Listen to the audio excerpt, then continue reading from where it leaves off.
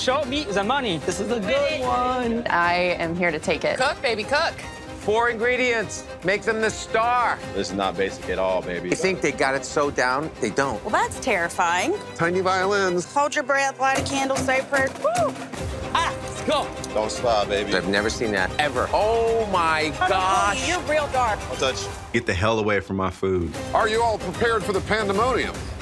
I almost feel like I gotta puke.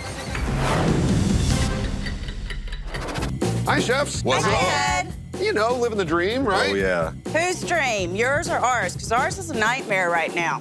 Tiny violins. Are you all prepared for the pandemonium? Yes. As prepared as I can be. There are 3 rounds. Mandatory mystery ingredients for each course. If your dish doesn't cut it, you will be chopped.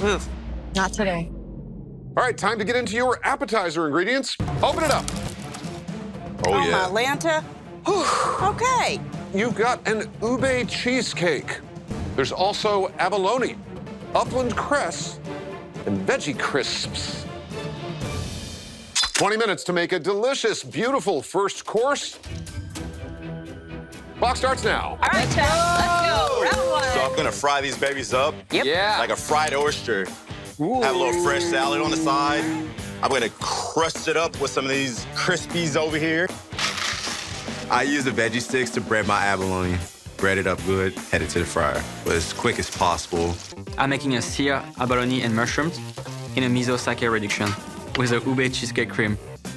I decide to use the miso and the sake because I love to experiment with different cuisine. I'm a hunter for flavors. It's an opportunity to show that it's like I'm not just centered on where I came from, but where I'm going. I'm making chicken fried abalone. I know I need to make a dredge for this abalone, so I'm gonna use veggie sticks and some ube cheesecake. I feel right at home making my dredge. I'm the queen of chicken fry. Being on Maui has changed me as a chef because it's kind of my coming of age period. I finally feel comfortable in my own skin and I have a really good grasp on what I do well, and I'm here to bring it. I'm making crispy abalone, bitter greens, and ube cheesecake niçoise dressing. 1 minute to go, chefs. All right, guys, this is it. Let's go, let's go. Here we go. 30 seconds. 25 First impressions seconds, chefs. count, everybody. Don't stop, baby. Hold your breath, light a candle, say a prayer, talk to Jesus. All right, 20 minutes you will never get back, chefs. 10, 9, 9, 8, 7. Here we go. 6, 5, 4, 3, 2, 1. All right. Time's up. There it is. Literally, hands up. Everybody got something on the plate. Well, let's start with you, Chef McKenna. So for you today, chefs, I have a bitter green salad with a ube cheesecake niçoise dressing, topped with a breaded abalone and veggie sticks. Chef Camille. I made a sake wine reductions mushrooms with a abalone sauté.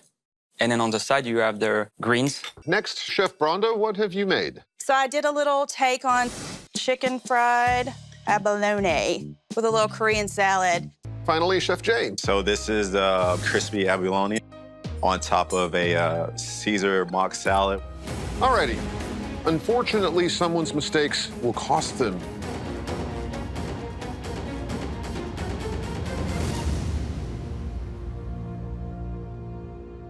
Chef Bronda, you've been chopped. Judges? Chef Bronda, your spirit and your joy is just like oozing from you, and we love that. But your abalone wasn't pounded thinly enough, and so it was very tough to eat. And so we had to chop you.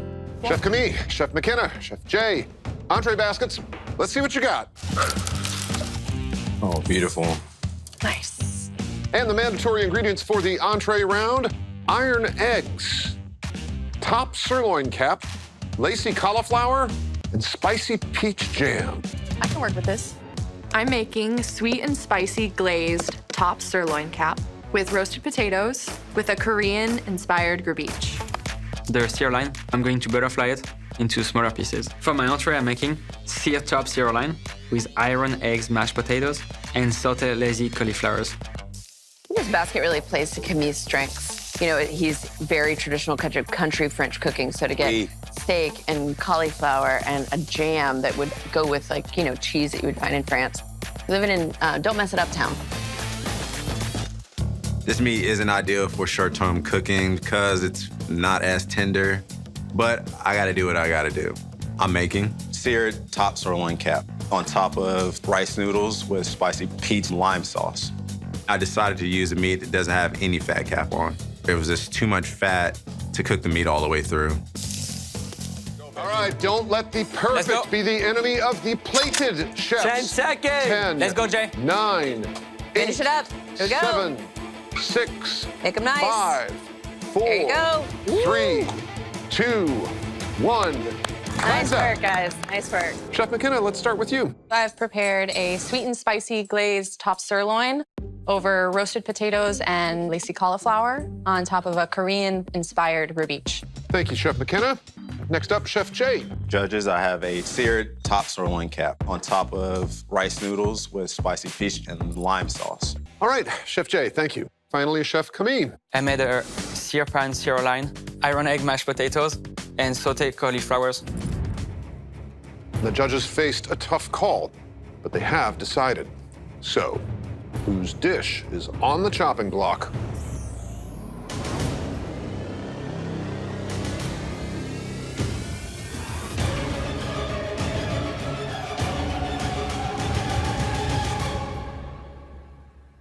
Chef Jay, you've been chopped. Judges?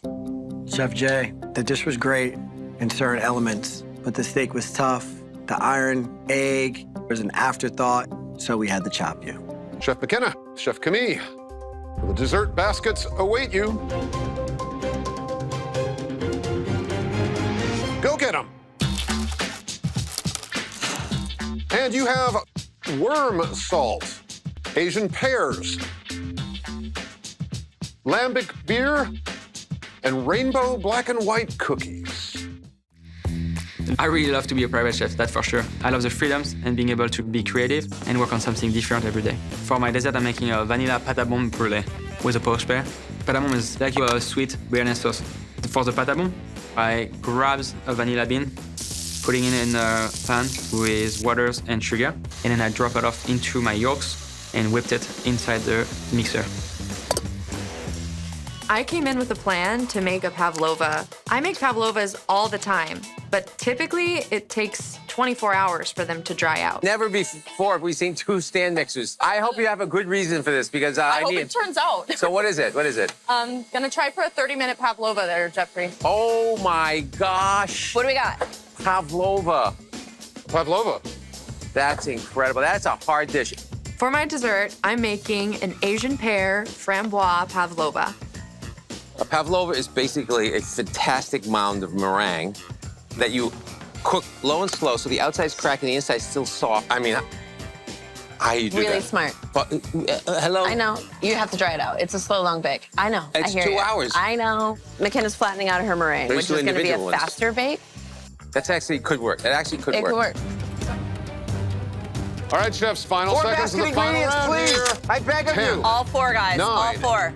8, 7, 6, 5, 4, 3, 2, 1. Hands up. Time is up.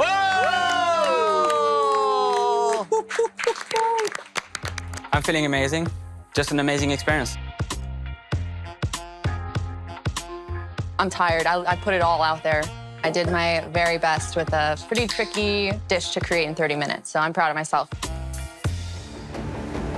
So, whose dish is on the chopping block?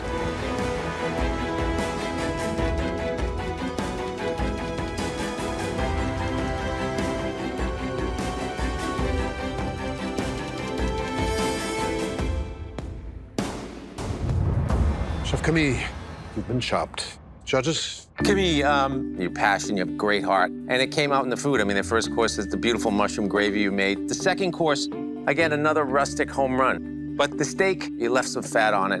And for those reasons, we had to chop you. Thank you, Ted, chef, thank you. And that means, Chef McKenna Shea, you are the chopped champion. Congratulations. Congrats. Thank Nicely you. done. Thank you.